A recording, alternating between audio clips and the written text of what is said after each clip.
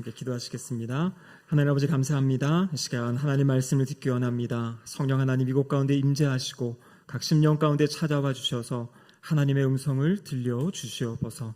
주님의 말씀이 우리의 시선을 변화시키게 하여 주시고 상한 심령을 치유하시며 회복하시며 새롭게 살아갈 희망과 용기를 얻는 은혜의 시간 되게 하여 주시옵소서. 설교자 입술을 주장하시사 하나님의 말씀이 온전히 밝히 드러날 수 있도록 역사하여 주시옵소서. 예수님의 이름으로 기도드립니다. 아멘. 한 주간 잘 지내셨습니까? 요즘에 북미 월드컵이 한창인 것 같은데 어떻게 월드컵 즐겁게 보고 계십니까? 이번에는 경기 시간이 우리 한국 경기가 오전 시간이어서 우리 직장인이나 또 학교 다니는 학생들이 그 실시간을 보지 못해서 안타까워한다는 이야기를 들었습니다. 하지만 열심히 있는 분들은 보니까요, 녹화된 방송이라도 다시 이렇게 시청을 하는 부분을 보게 되는데요. 여러분, 녹화 방송을 볼 때 좋은 점은 한 가지 있습니다. 무엇이죠? 결과를 알고 본다는 겁니다. 우리가 첫 번째 경기 때 제가 듣기로는 첫 번째 한 골을 먹고 역전승을 했다고 하는데 한 골 먹고 못 넣었을 때 얼마나 마음 졸이며 보셨겠습니까? 근데 여러분, 녹화 방송 보시는 분들은 어떻습니까? 먹었지? 하지만 또 넣을 거지 하면서 편한 마음으로 경기를 즐기시는 것 같습니다. 여러분, 그런데요, 이것이 우리의 신앙생활에 빗대어 보면요, 우리 성도들은 어떤 사람들이냐면 이 세상의 마지막을 알고 살아가는 사람들이에요. 이 마지막에 어떠한 일이 있을지, 그때 우리에게 어떠한 은혜가 주어질지를 알고 살아가는 사람들입니다. 근데 한 가지 다른 점은 있어요. 이 경기를 보는 것은요, 관중으로서 그냥 보는 것이지만 우리는 어떤 사람들입니까? 실제 선수로서 이 삶의 자리를 살아가고 뛰어가야 되는 것이에요. 근데 여러분, 성경의 마지막에 어떤 일이 있습니까? 우리 주님께서 재림하시고 새하늘과 새 땅, 하나님의 나라가 펼쳐질 때, 그때 우리가 주님의 자녀로서 부름받고 그 나라에서 영원히 살아간다는 그 은혜, 그것이 바로 성경이 약속되어진 그런 우리에게 주신 최고의 복입니다. 우리는 지난 40여일 동안 이 고린도전서 본문을 새벽 기도회 때도 나누고 또 주일 말씀을 통해서 살펴보았습니다. 고린도 교회 안에 여러 가지 문제가 있었다 그랬죠. 근데 여러분, 그 문제를 풀어가는 방법이 무엇이냐면 복음의 메시지를 가지고 복음을 다시 상기하라고 이야기하십니다. 그래서 앞에 1장 2장에서는 십자가의 복음에 대한 말씀을 주셨고요. 또 그 십자가의 복음을 들은 사람, 그들은 이제 성령의 전이 된다. 그래서 우리가 바로 성령의 전이다 라는 말씀을 드렸죠. 성령의 전으로서 주님의 몸된 교회를 세워가기 위해 하나님께서는 선물을 주셨는데 그것이 무엇이냐면 성령의 은사이죠. 성령의 은사를 가지고 교회를 세워가는데 어떻게 가장 좋은 길이 무엇인가? 사랑을 가지고 사랑의 동기와 사랑의 마음으로 교회를 세워갈 것을 말씀하셨고요. 그리고 오늘 이제 최고의 절정에 이르러서 바로 부활에 대해서 주님이 말씀해주고 계십니다. 오늘 우리가 읽은 본문, 여러분, 한 장이요, 지금 58절까지 있는데요, 1절부터 58절 전체의 내용이 부활에 대한 이야기예요. 그럼 이것이 무엇을 이야기합니까? 교회 안에 어떤 갈등이 있고 문제가 있을 때, 우리의 삶에 어떠한 갈등이 있고 문제가 있을 때, 그럼 그것을 풀어가는 방법은 어떤 대화법이라든지 인간관계의 기술로 되어지는 것이 아니다라는 것이에요. 고린도전서의 시작이 예수 그리스도의 십자가로 시작하고 이 마지막 15장이 예수 그리스도의 부활로 이야기하고 있죠. 주님의 십자가와 부활, 복음으로 우리의 삶의 문제들을 풀어가고 해결해 간다라는 것입니다.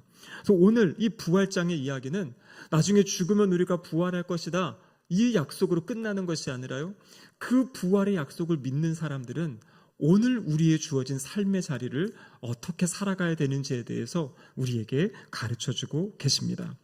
그럼 먼저 우리가 기억할 것은요, 예수님 재림하실 때 우리는 영광스러운 몸으로 변화한다라는 사실을 기억하셔야 됩니다. 오늘 본문은 50절과 51절 같이 한번 읽어보겠습니다.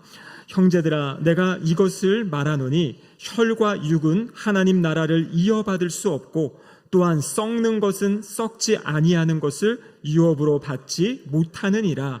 보라, 내가 너희에게 비밀을 말하노니 우리가 다 잠잘 것이 아니요 마지막 나팔의 순식간에 홀연히 다 변화되리니.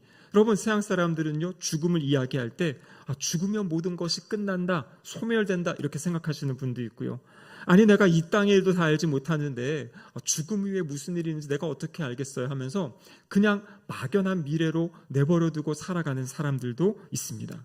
근데 여러분 오늘 본문 51절에 보면 하나님께서 바울 사도를 통해서 비밀을 말씀해 주시겠대요.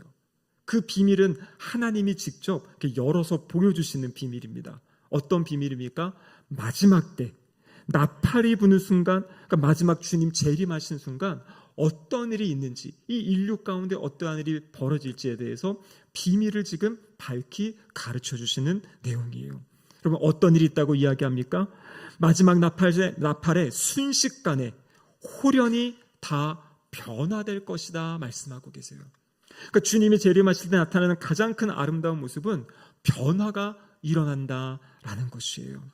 그 변화의 핵심이 무엇입니까? 오늘 50절에 나와 있는 혈과 육, 썩는 것은 하나님의 나라를 받을 수 없다. 지금 우리가 가지고 있는 이 모습은 하나님 나라에서 영원히 살아갈 수 없는 모습이에요. 왜냐하면 우리의 모습은 지금도 병들어 있기도 하고요, 연약하기도 하고, 그리고 이 몸은 점점 죽어가고 있지 않습니까? 그래서 주님의 약속은 무엇이냐면 주님 재림하실 때에는 이 몸이 아니라 영광스러운 몸으로 우리의 몸을 변화시켜 주실 것이다, 이렇게 약속해 주시는 거예요. 그 영광의 몸을 가지고 하나님의 나라에서 하나님과 함께 영원히 살아갈 것을 말씀해 주고 계시는 거죠. 53절에 보면 이렇게 되어 있습니다. 이 썩을 것이 반드시 썩지 아니할 것을 입겠고 이 죽을 것이 죽지 아니함을 입으리로다.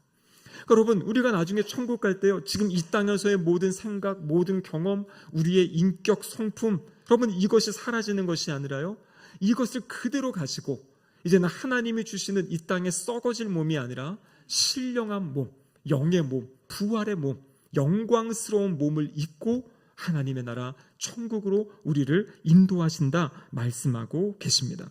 이게 말씀에 보면 그 일이 어떻게 일어납니까? 나팔이 불 때, 예수님 재림하실 때 순식간에 홀연히 이렇게 되어 있어요. 이 순식간은 어떤 의미냐면요, 어떤 시간을 계산할 수 없을 정도로 아주 짧은 시간. 그리고 여기 홀연이라는 것은요, 눈 깜빡하는 순간, 그 한순간에 성경에 보면 어떤 일이 있습니까? 이미 먼저 잠자는 자들, 죽은 자들은 그 죽은 자들에게 하나님이 신령한 몸을 주셔서 다시 살리시는 거고요. 주님 재림하실 때 그때 살아있는 사람들은요, 죽음을 경험하지 않고 신령한 몸으로 변화가 된다라고 성경이 우리에게 말씀해주고 계시는 거예요. 여러분 그래서 우리의 이 연약한 몸, 여러분 이것이 마지막 천국에 같이 가는 몸이 아니에요. 이 땅에서 우리의 몸은 날로 쇠해지고 연약해지고 또 때로는 이전보다 좀 볼품 없어지는 그런 모습이 있을지라도 하나님의 약속의 말씀은 무엇이냐면요, 하나님의 나라 천국은 그 몸이 아니라 변화된 몸을 가지고 하나님 나라로 하나님이 우리를 불러주신다라고 말씀하고 계십니다. 여러분 우리는 마지막을 아는 사람들입니다. 비밀을 아는 사람들이에요. 우리의 이 모든 몸이 신령한 몸으로, 거룩한 몸으로, 영광스러운 몸으로 변화되어서 하나님의 나라에 살게 된다. 그것이 첫 번째 우리에게 주시는 말씀입니다. 두 번째는요, 54절에서 57절까지의 말씀을 보면 부활하신 그리스도께서 마침내 사망을 삼키신다 이렇게 되어 있어요. 오늘 본문 54절에 보면 이렇게 기록되어 있죠. 이 썩을 것이 썩지 아니함을 입고 이 죽을 것이 죽지 아니함을 입을 때에는 사망을 삼키고 이기리라고 기록된 말씀이 이루어지리라. 여러분 여기 보면요, 사망을 삼키고 이기리라고 기록된 말씀, 이 말씀이 바로 이사야서 25장과 호세아서 13장 구약에 약속되어 있는 그 말씀을 이야기하고 있는 것이에요. 이사야서 25장에 보면 이제 완전한 구원이 이루어질 때의 모습을 기록하고 있습니다.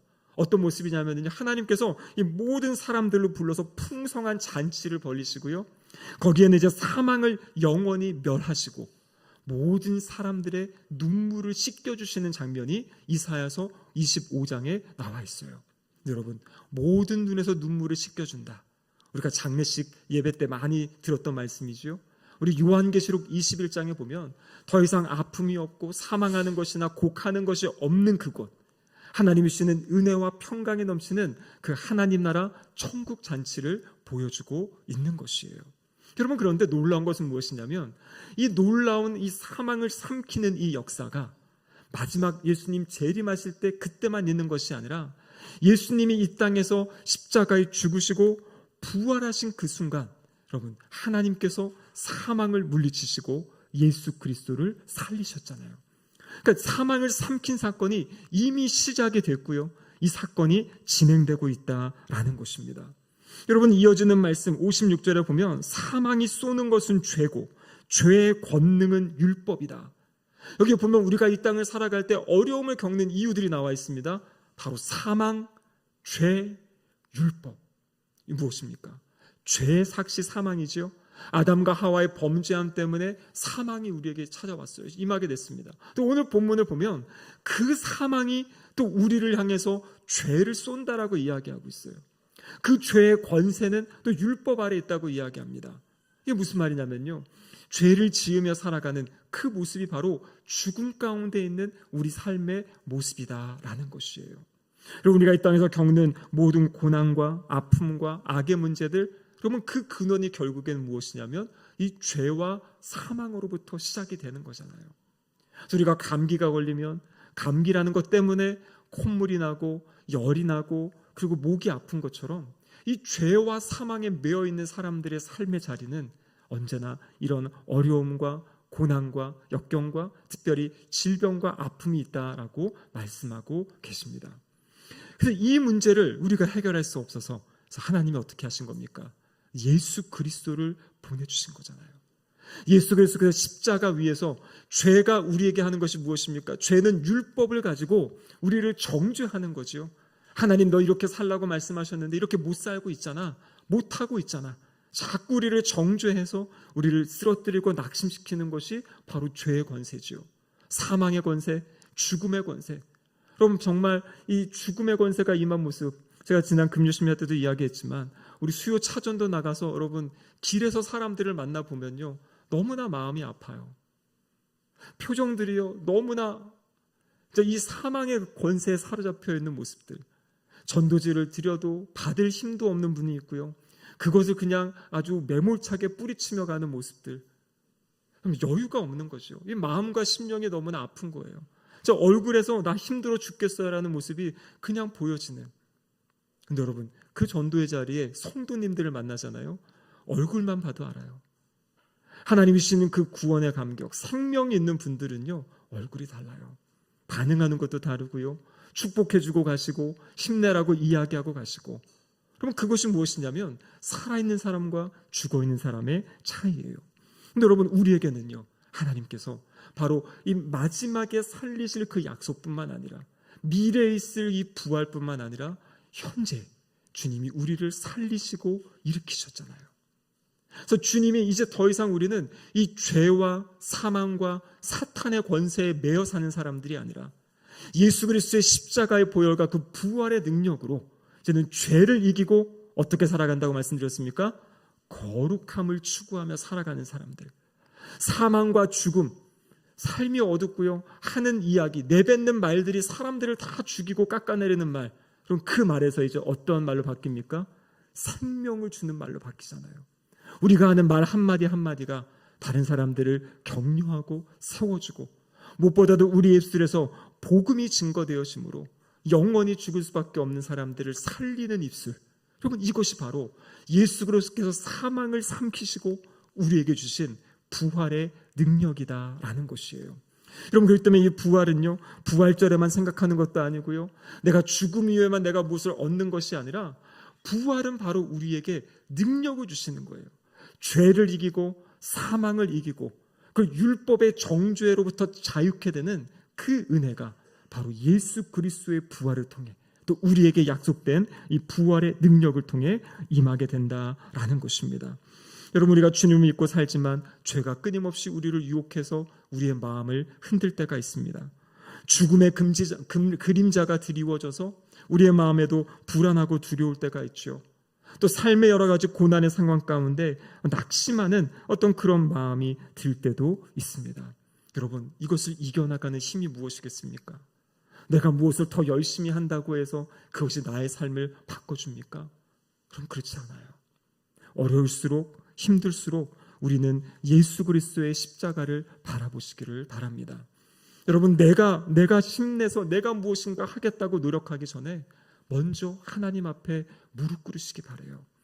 하나님이 기대하시는 것은요, 우리가 정말 하나님을 하나님으로 인정하고 사는지, 하나님을 하나님으로 경외하고 사는지, 아니면 하나님이 계심에도 불구하고 내 힘으로 살겠다고, 내 능력으로 살겠다고 아등바등하면서 그렇게 쓰러지고 넘어지고 사는지 여러분, 주님이 보고 계시잖아요. 얼마나 안타까워하시겠습니까? 나를 찾아라, 나를 부르짖어, 나에게 부르짖어라. 그러면 내가 너를 만나주겠고 네가 알지 못하는 크고 비밀한 일을 보여주겠다고 약속하시는데요, 우리는 그렇게 주님 앞에 나아가지 못하고 있어요. 여러분, 이 부활의 능력은 바로 생명의 능력이에요. 그래서 오늘 본문에 이렇게 이야기하지 않습니까? 27절에 우리 주 예수 그리스도로 말미암아 우리에게 승리를 주시는 하나님께 감사하노니. 여러분, 우리의 삶의 승리는 누가 주시는 겁니까? 우리 주 예수 그리스도로 말미암아 하나님께서 주시는 거예요. 우리가 이 죄악된 세상을 이기며 살아가는 힘은 나의 지어모은 마음이 아니라 내가 끊임없이 주님을 의지하고 신뢰하고 주님의 십자가의 보혈의 능력을 의지할 때, 여러분, 이 세상의 죄가 나와는 상관없는 이 사망의 능력, 사망의 이 권세를 벗어나서 생명의 능력을 가지고 살아가는 그 힘과 능력을 우리에게 주신다고 약속하신 것입니다. 그러면서 우리의 삶은요, 바로 이 사망을 삼키신 생명의 능력, 생명의 부활의 능력으로 살아가시기를 축복합니다. 마지막으로는요, 이 은혜를 주셨잖아요. 십자가를 통해 이 부활의 능력, 이 죄와 사망과 사탄을 이게 능력을 주셨으면, 그럼 그 능력을 받은 사람이 어떻게 살아야 되는가? 오늘 58절에 나와 있죠. 58절에서 같이 한번 읽어보겠습니다. 그러므로 내 사랑하는 형제들아, 견실하며 흔들리지 말고 항상 주의 일에 더욱 힘쓰는 자들이 되라. 이는 너희 수고가 주 안에서 헛되지 않은 줄 알미라. 아멘. 여러분, 주님 안에 살아가는 삶, 부활의 능력으로 살아가는 삶, 헛되지 않다 말씀하고 계세요. 우리의 삶에 가장 불안한 것이 무엇입니까? 내가 이렇게 열심히 살았는데 마지막에 이것이 아무것도 아니라면, 내가 쌓아놓은 그 모든 것이 마지막 주님의 불시험 가운데 다 불타버린다면, 그럼 얼마나 우리의 삶이 허무하겠어요. 또 오늘 본문의 말씀은 무엇입니까? 주의 일에 힘쓰는 자, 주님을 위해 수고한 그 모든 것 하나도 헛되지 않다 말씀하세요. 오히려 이것은 헛된 것이 아니라 하나님께서 우리의 수고에 역사하셔서 하나님의 아름다운 결실들을 맺어가게 하신다라고 말씀하고 계신 겁니다. 여러분, 그렇습니다. 주님의 일에 더욱 힘쓰는 자, 흔들리지 않고 견실하고 든든하게 우리의 마음을 붙잡고 주님의 일에 힘쓰며 살아가시는 성도님들 되시기를 축복합니다. 여러분, 그러면은요, 주님의 일이 무엇일까요? 제가 지난번에 장례를 마치고 장례 마지막 설교 때 이 본문을 가지고 설교했는데요, 유가족분이 저에게 물으셨어요. 목사님, 그러면 주님의 일이 무엇입니까? 제가 해야 될 일이 무엇입니까? 물으시더라고요. 여러분, 그것은요, 성경을 보시면 됩니다. 15장 뒤에 몇 장이 있습니까? 16장 1절부터 주님의 일에 대해서 가르쳐주고 계세요. 첫 번째 주님의 일이 무엇입니까? 바로 연보하는 것이다 이야기하고 있어요. 헌금 드리는 것이에요. 헌금은요, 자신의 하나님 주신 은혜에 감사해서 각자의 형편에 따라, 상황에 따라, 오늘 본문에 보면 주일 첫날, 오늘날로 이야기하면 주일이죠. 마음을 담아 준비해서 헌금을 하나님께 드리는 것이에요. 특별히 이 고린도서 16장에 보면요, 예루살렘 교회가 지금 기근 때문에 많이 힘들다는 이야기를 이제 이방 교회들이 다 듣고 있는 거죠. 그래서 바울 사도는요, 그 복음을 전해준 예루살렘 교회, 그 교회를 어떻게 도울까? 이방인 교회들의 헌금을 통해서 그들을 구제하는 일에, 그래서 이 유대인 교회와 이방인 교회가 하나 되게 하는 그 통로로 바로 하나님께 예물을 드리고 그 예물을 서로 나누는 것을 통해서 이 교회의 연합들을 세워가고 있는 것이에요. 주의 일, 내가 무엇을 통해 주의 일을 합니까? 여러분, 고린도서 16장 1절에 보면 주님께 드리는 예물을 통해서 주님의 나라의 일을 하게 되는 것이에요. 그럼 또 이어지는 모습을 보면요, 바로 주님의 일이라는 것은 지금 하나님이 나에게 맡기신 그 자리를 충성되게 지키며 살아가는 것이에요. 오늘 16장에 보면 사도 바울은 에베소라는 곳에서 지금 고린도에 이 편지를 보냅니다. 여러분, 에베소는 사도 바울이 가장 오랜 시간, 약 3년간 머물면서 복음을 전했어요. 여러분, 3년간 머물면서 복음을 전하니까 모든 환경이 좋아서 넉넉해서 여유 있어서, 여러분, 그런데 오늘 본문에 보면요, 뭐라고 이야기하냐면요, 9절에 보면요, 많은 대적자들이 있다 그래요. 하나님이 복음의 문을 여셨고 그곳에서 말씀을 가르칠 수 있는 은혜도 주시고요, 두란노 소원을 만들어서 하루에 5시간씩 막 말씀을 가르쳤지만 그렇다고 해서 그 상황이 순탄한 상황이 결코 아니었다는 것이에요. 많은 대적자가 있었음에도 불구하고 하나님께서 이곳을 나에게 맡기셨다는 그 믿음 가지고 자신의 삶의 자리를 아름답게 지켜가는 삶, 여러분, 그것이 바로 주의 일을 감당하는 것입니다. 마지막 세 번째 10절과 10절에서 12절의 말씀을 보면요, 젊은 디모데와 아볼로에 대한 이야기를 합니다. 디모데를 잘 세워주어라. 아볼로가 아직 결정하지 못하고 있는데 기다려주어라. 무슨 말입니까? 주님의 일은요, 사람을 세우는 일이에요. 동역자를 일으키는 일입니다. 우리의 삶을 통하여서 사람들을 세워주고 사람들을 일으키고 그 사람들이 주님의 사람으로 살아갈수록 돕는 것이 바로 주님의 일이다 말씀하고 계세요. 여러분, 이 일들은요, 결코 헛되지 않고 이 일들에는 아름다운 결실을 하나님께서 맺어가신다라고 약속하고 계십니다. 세상에 많은 분주한 일이 있고 바쁜 일이 있지만요, 주의 일에 힘쓰시며 헛되지 않은 아름다운 결실을 맺는 복된 삶 살아가시기를 주님의 이름으로 축복합니다. 아멘. 기도하시겠습니다.